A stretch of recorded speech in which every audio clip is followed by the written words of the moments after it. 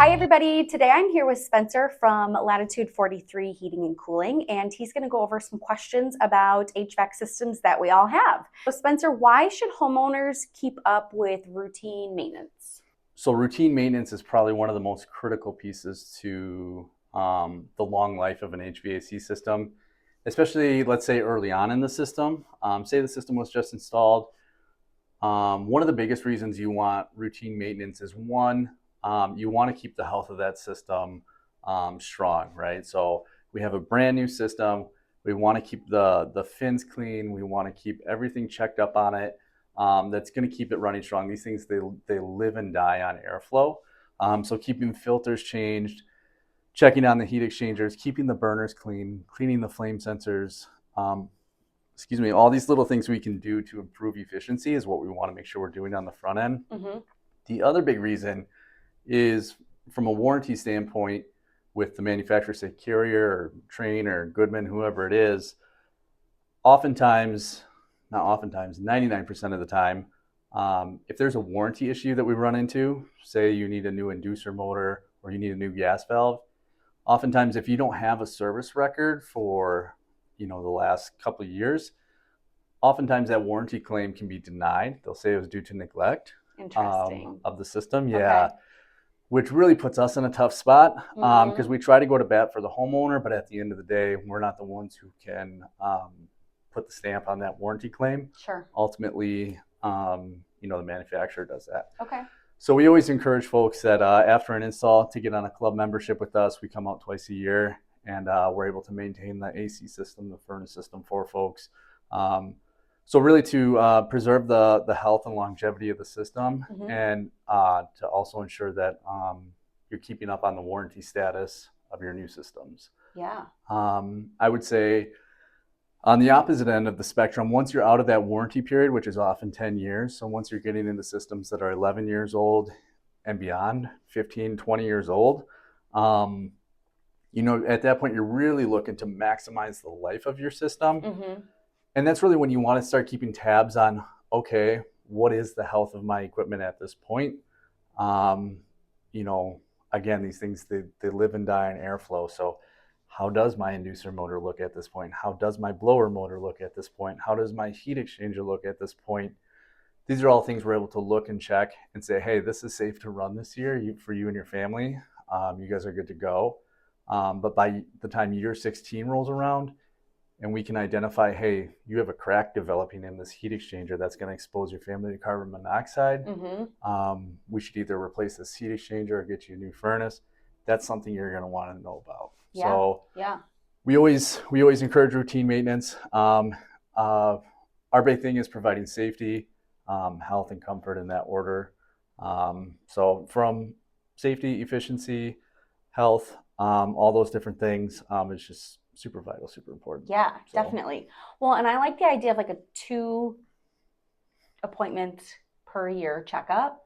So we have somewhere in our neighborhood, there's a cottonwood tree, and my AC outside is like covered basically all summer. And it doesn't matter how many times I hose that thing off. I'm like, at some point, someone's going to need to like come take this apart and look at it for me because I'm not doing it. I don't want to. But also, I don't know if you remember this, but one time in a rental next door that we have, I was like, I got this. I can clean a flame sensor, no problem. I take this stuff apart. I pull the flame sensor out. I go to like clean it off with some wire brush thing, whatever. I'm like, this is great. I'm going to shove this back in and my furnace is going to kick right on. General disclaimer, people should not probably be working on their HVAC systems. I just really like to tinker. And I broke it right in half. Yeah. Like it was old and had probably just been corroded from it not working. Yep. And so you were like, no problem, we'll come check it out. But to that point, if I had been on a routine system where it was like, all right, sometime in the fall, early fall, late summer, if I was on a program where you were coming to check things routinely, like I would think something like that could be found if it was in rough shape. It would be obvious. So cool. Absolutely. Yeah. The whole comprehensive checklist is done and shared with you. And and then the options are pretty simple at that point too. It's if something like that is found, we're able to just we always create 3 options. So a very budget-friendly option all the way up to a very comprehensive, robust option that could really prevent this from happening in the future. And then kind of like a mid-range option. We leave it up to you. If you don't want to do anything, that's totally fine. At least you know about it. That's the service you just paid for. But if you want to take it a step further in resolution, like, here's what we can do for you. Yeah, definitely. You know? Well, and I know that from experience working with you, right? You've been like, look, Emily, here's kind of like where things are at. This is what probably makes the most sense. Here are your options. And then you can just kind of figure out whatever works best for you at the time that the problem comes up. So totally. It's great.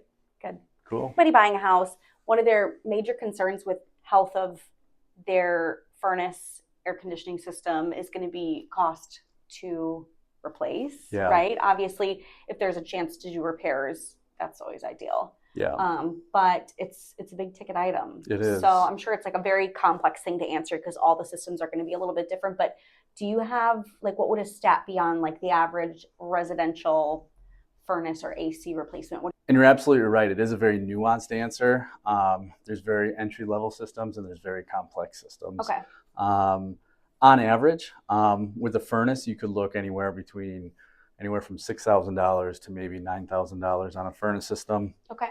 You could certainly go above that, but I would say that's probably a good average cost somewhere in there.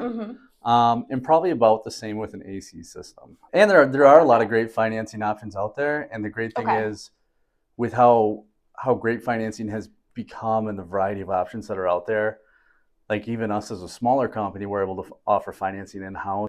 If you're a seller and you're thinking, okay, I'm going to be listing in the next, 2 years or 6 months, whatever your timeline is, and you know that you have an ancient system that's probably going to have some form of defect coming up on your report, it can be worthwhile to make that investment, get rid of that hurdle for a buyer. They move in with a brand new system, and maybe you're going to list at a higher price point because you have the maintenance and the updated mechanicals and some of that stuff to help sell your listing, right? So it's not just the buyer perspective. Obviously, it's really important for every house to.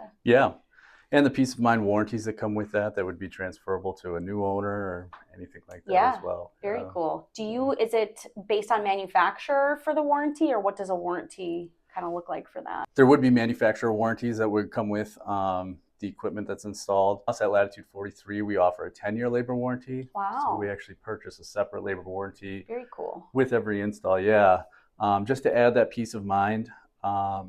So that labor warranty is fully transferable to a new owner or whatever. Wow.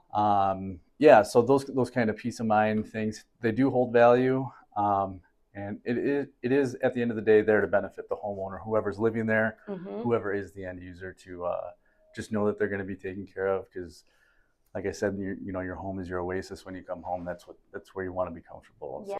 So for anybody who's looking to schedule a service call or a tune-up, what would be the best way to do that? Typically, the best way is you can go directly online to HVAC43.com, and we have an online booking. There's a button there that you can use. It's pretty intuitive, pretty simple to click through.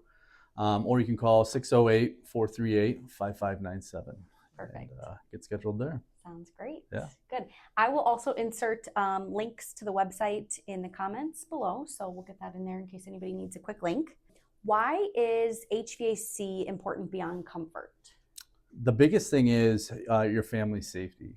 There's a lot of Mother Nature that we're harnessing inside of an HVAC system: electricity, natural gas, combusted gases and fumes. We want to make sure that your family's going to be safe inside of their home. And the other thing is even just like mold and mildew and other biologic growth, maintenances and stuff can identify those issues, and we can present you with options on how to mitigate those things from happening in the future. One of the things that jumps out to me, for example, is the inducer motor, the blower motor, the compressor on the AC. We take amp draws on those. One of the signs of those going out is them overamping. So a homeowner typically is not going to be taking amp draws on the equipment. Yeah. But if we can see that this component is overamping, that's something we can let you know and be like, hey, this motor is quite literally on its way out. This is going to be an expensive repair item, potentially a replacement, to give you insight to that before making your decision. Yeah, definitely. And that would be regardless, right? If it's a home inspection, if it's a tune-up and you find those kind of things, it's good to just have problems on your radar. Absolutely. Totally. Spencer, do you guys have any systems that maybe people don't know of or wouldn't think of available? Yeah, absolutely. One of them that comes to mind that's actually quite common, especially in the home buying market, is say if you had an older home in the country that doesn't necessarily use ductwork, is a ductless mini split system. So a lot of these older country homes, they don't have air conditioning because they don't have ductwork, and they're actually ran on boiler systems, which means they use hot water systems to heat the home. So they've never had air conditioning before, but using these ductless mini split systems, we're actually able to add air conditioning to these homes that may have been built 100 years ago without the use of ductwork. It's actually just a small 2-inch hole that we can put in the walls to run refrigerant lines, condensate lines, and power to add cooling to these homes, which is great inside of bedrooms, living rooms, basements, offices. A lot of these systems can carry up to 5 indoor heads, which means you can treat 5 rooms on 1 outdoor unit. That's great. Yeah, and a lot of these outdoor systems as well are heat pump type systems. Okay. Which means that it's also able to heat the home, which can save a lot of, typically in the country, LP consumption. So Okay. it also reduces your LP usage, how many times you need to refill your LP tank if it is a heat pump style, but also introducing air conditioning to these older homes. Yeah, that's a game changer. In Wisconsin, currently, there's an $8,000 rebate for homeowners. And homeowners, households that make up to $154,000 in Dane County, can qualify for this right now. Okay. Which is pretty substantial. No kidding. And yeah, so if you have an aging air conditioning system, you can qualify for this rebate and replace your AC system with a heat pump system, which a heat pump is capable and is your air conditioning system, but also has the capability of heating in milder weather. And when I say milder weather, typically down to about 5 degrees in our area, it'll heat your home. Wow. Yeah, so it's one of the best rebates I've ever seen offered, and a lot of people are taking advantage of that right now. You need to have the work done through a trade ally contractor, which we became certified as a trade ally contractor through Focus on Energy this year. Very cool. Good. If it's something you're interested in, just reach out, go to hvac43.com and let us know your interest, and we can kind of walk you through the steps. We handle the entire application process to kind of keep it pretty painless for the homeowner, but a lot of folks are taking advantage of that. Yeah, that's an incredible credit. Do you know how long the rebate is out there for? So it's not a certain amount of time that it's available for. What happened was Wisconsin got about $50 million allocated to them through the federal government, and they became eligible January 1st of this year. As of August of this year, less than 5% of those funds had been utilized. Wow. So there's still a substantial amount left. Very cool. So basically once those funds are used up, the rebate will be gone. Exactly. Yeah, that makes sense. Very cool. All right. Excellent. Yeah, I do know that there's also, under the same HERE program, obviously we only offer HVAC, but there's also $1,400 towards a heat pump water heater. Oh, cool. That homeowners could take advantage of, and $4,000 towards an electrical panel upgrade. Oh, wow. So very nice. I would definitely check out the HERE rebate program on Google, and just see if you can find a trade ally contractor if you're interested in those kind of upgrades. Super insight. I'll put a link for that program in our notes too. Great. Okay. Cool. All right. Well, I think that's everything that we have for you guys today. So Spencer, thanks so much for carving out some time to come chat. And I appreciate you having me. If you guys need anything, give Spencer a call. Appreciate that. Thank you.